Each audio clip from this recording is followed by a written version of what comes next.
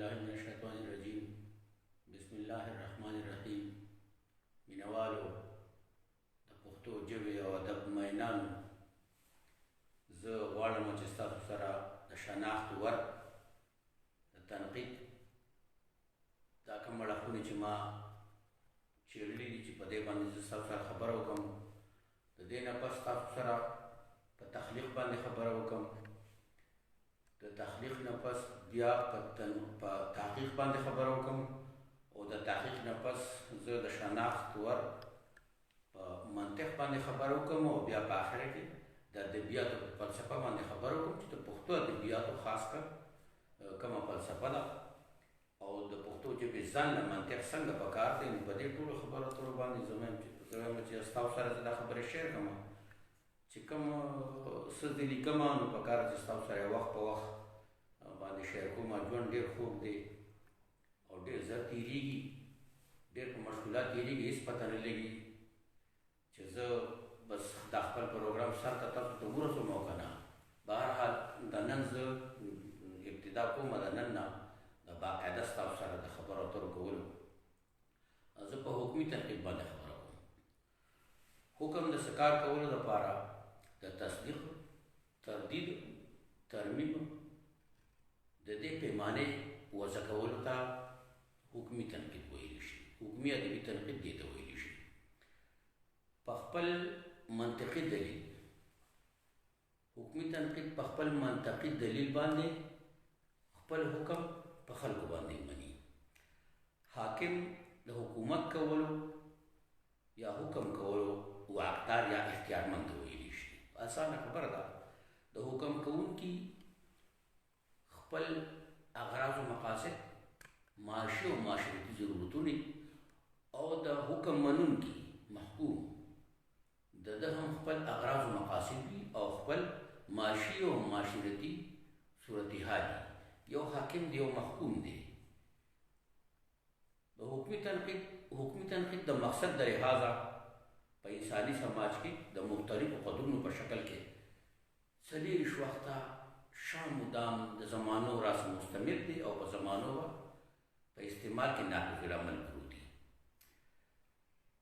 اخلاقي قدرونه، قانوني قدرونه، معاشي قدرونه، عدالتي قدرونه، روایتي قدرونه، سیاسي قدرونه، مذهبي قدرونه، ادبي اقدار، تاریخي، موروثي، ثقافتي، تهذیبي، تمدني، قومي او تدریسي، داسې بېشماره خارجي استخراجي قدرونه دي چې دا په انساني سماج کې د بهر نه هر سړی اخذ کوي.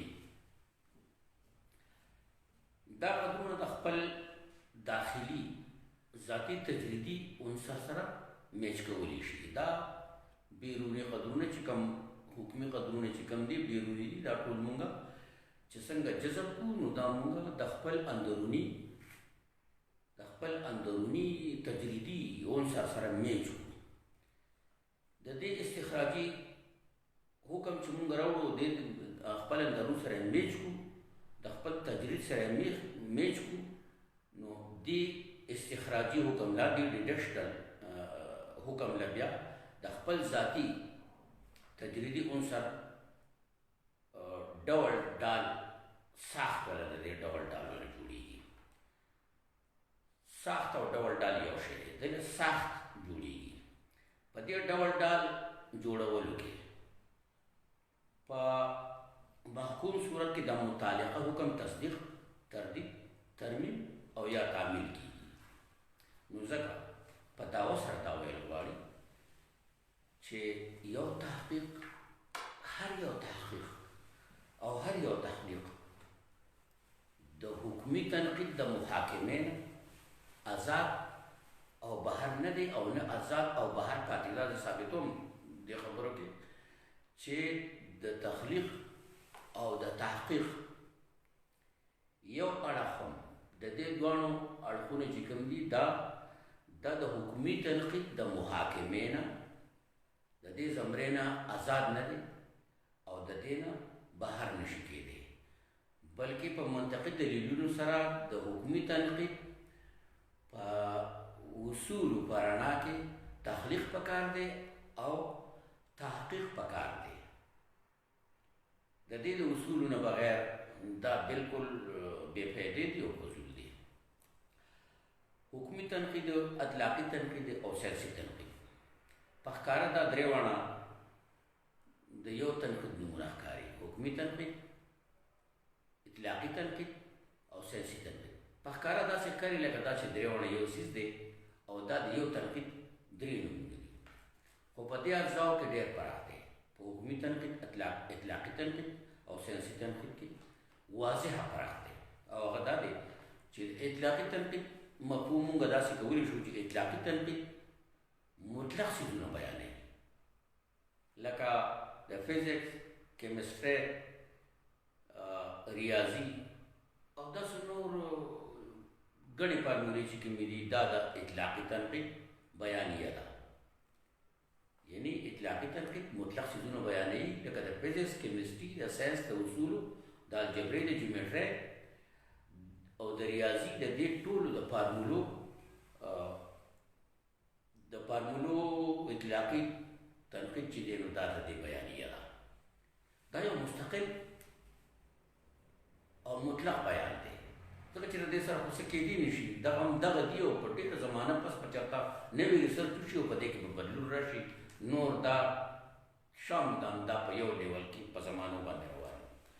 ساینسي تنقید. ساینسي تنقید څه دی؟ ساینسي تنقید د څیزونو د افادیت او عدم افادیت په هکله د ساینسي فارمولو په مدد باندې بحث کوي.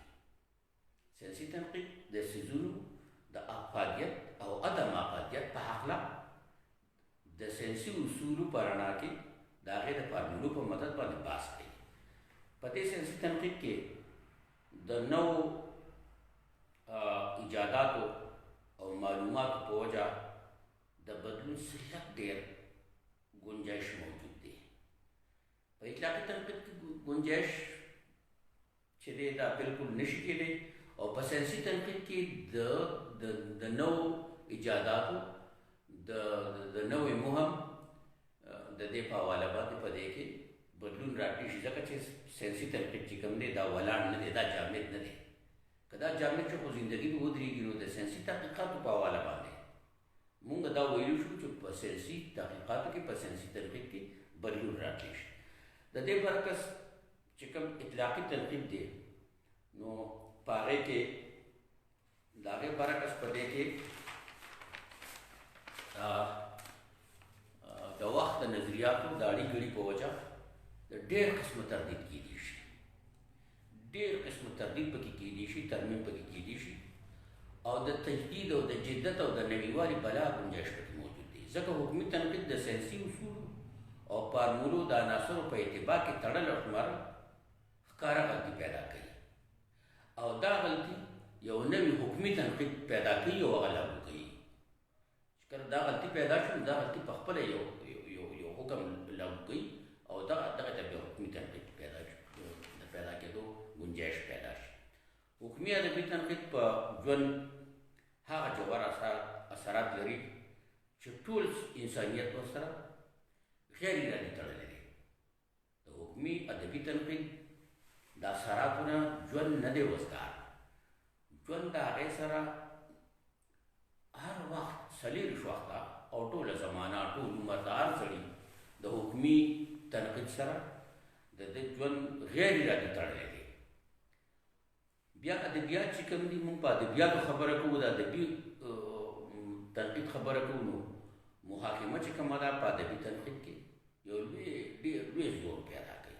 او دا زور څه چل کوي؟ دا په ادبیاتو کې چې محاکمه کم زور پیدا کوي، نو دا زور بیا د فکر په جملو کې منطقي استدلال راوړي، نو هغه پکې بیا پوخوالی پیدا کوي په جملو کې. رحمان بابا د منطق په حواله باندې خبره کړې ده او هغه ډېره واضحه ده. ځینې خلک منطق، میتس، حساب دا ګوري، هغوی ته د منطق د حساب کتاب نه دی. منطق د وینا د ویلو نطق، انسان حیوان ناطق دی، دا د خبرو اترو کولو بل ته د خپل ذهن د وررسولو او په خپل ذهن کې زما څه دي هغه د سوسایټۍ ته د رسولو اصول دي. نو دغه طریقه چې ده دې ته منطق ویلی شي. ځکه خو رحمان بابا ویلي دي چې ای رحمانه د بلبلو ژبه زده کړه هله پسه په صفت د ګلندام شه.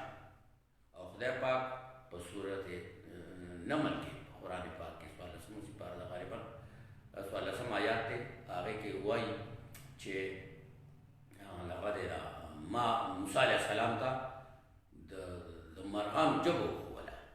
منطق په دغه ځای کې استعمال شوی دی چې منطق مو ورته وښووي نه منطق د مرغانو ژبې ته ویلی شي. خوږه ژبه خوږه وینا او داسې طریقه چې هغه ذهن په اسانۍ سره جذب کړي دغه دلیلونه دي او هغې ته یوه لاره جوړوي. بهرحال زمونږ حکومي تنقید دغه دی. حکومي تنقید د ادبیاتو دپاره بیا ډېر زیات لازمي جز دی. هېڅوک هم د دې ضرورت نه ځان نشي خلاصولی. د پښتو ژبې د ادبیاتو زیاته برخه چې کومه ده هغه په افسانوي حقیقتونو ولاړه ده. د پښتو ژبې بلکې د ټولو ادبیاتو زیاته اډاډه چې کومه ده د شاعرۍ او دا ټوله په افسانوي حقیقتونو باندې ولاړه ده. خو د کمال خبره دا ده چې بیا هم دا غیر واضحه مبهم اظهار چې دی بیا هم د خلکو زړونو او ذهنونو ته لاره کوي. دا ولې؟ دا ځکه چې دا ټول د هنر او چل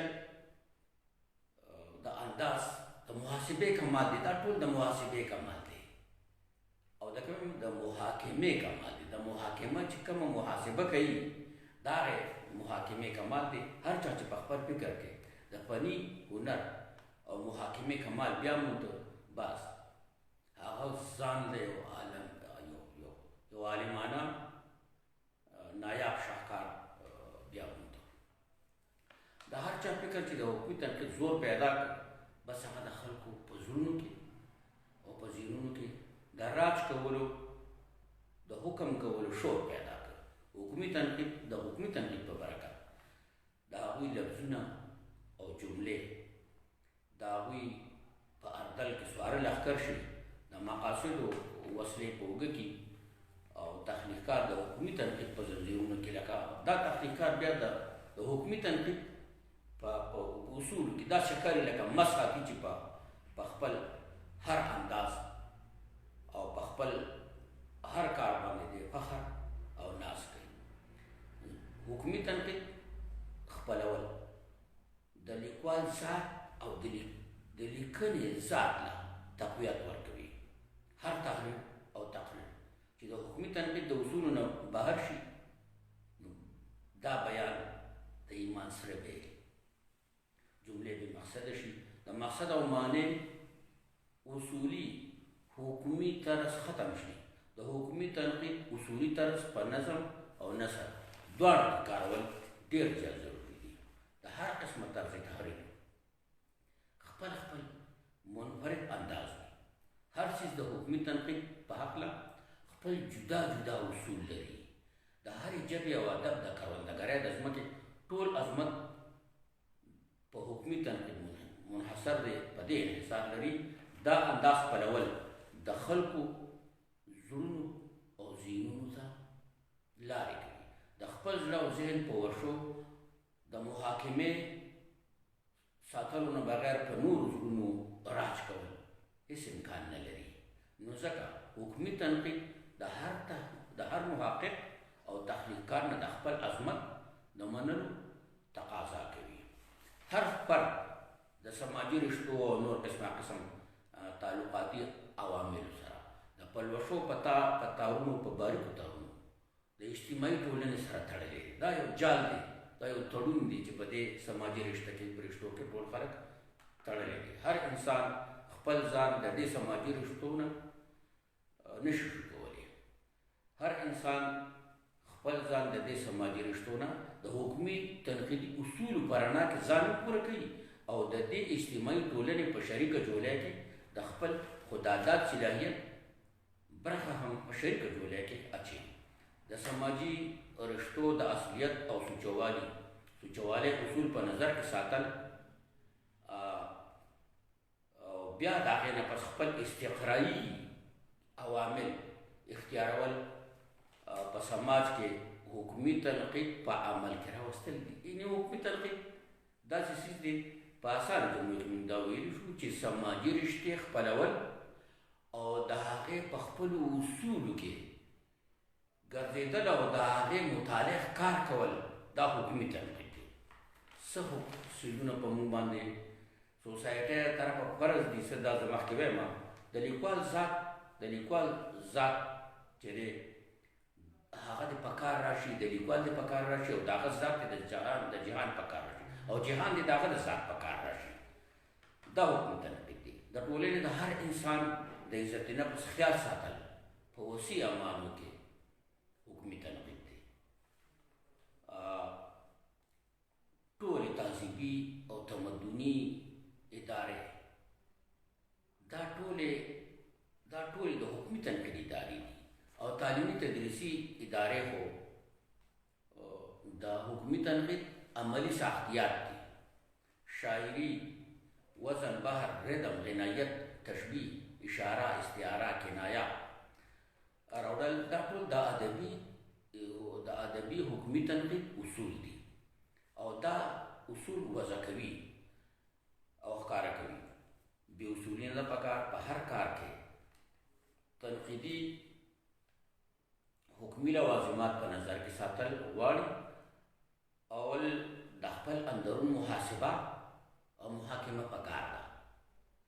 پس ته بیا د نورو د اصلاح لپاره قلم اوچتول دي.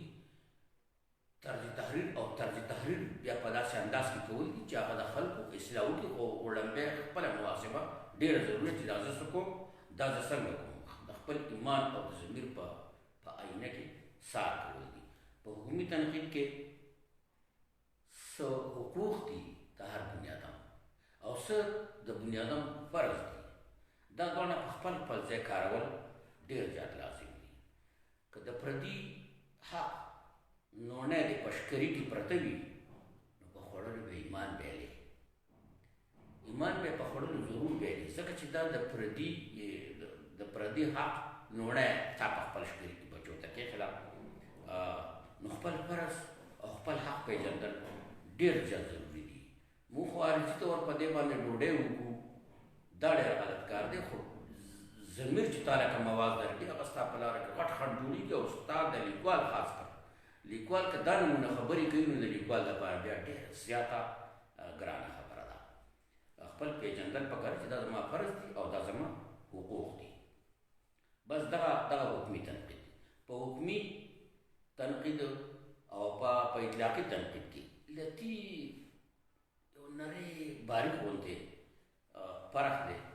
هغه هم لکه ښکاره کول چې دي، هغه ډېر ضروري دي چې هغه زه ستا د څلور هغه چې کوم دي دا زه ستا سره په دې کې شیر کړم. یو دا چې اطلاقي تنقید چې کوم دی، دا اطلاقي ادبي تنقید مستقل دی، او حکومي ادبي تنقید تغیر پذیر دی. اطلاقي ادبي تنقید واضح دی، حکومي ادبي تنقید وضاحتونه غواړي. اطلاقي ادبي تنقید لکه اور ګرم دی او اوبه یخ دي، او حکومي ادبي تنقید د یخ او د ګرم د استعمال اصول دي.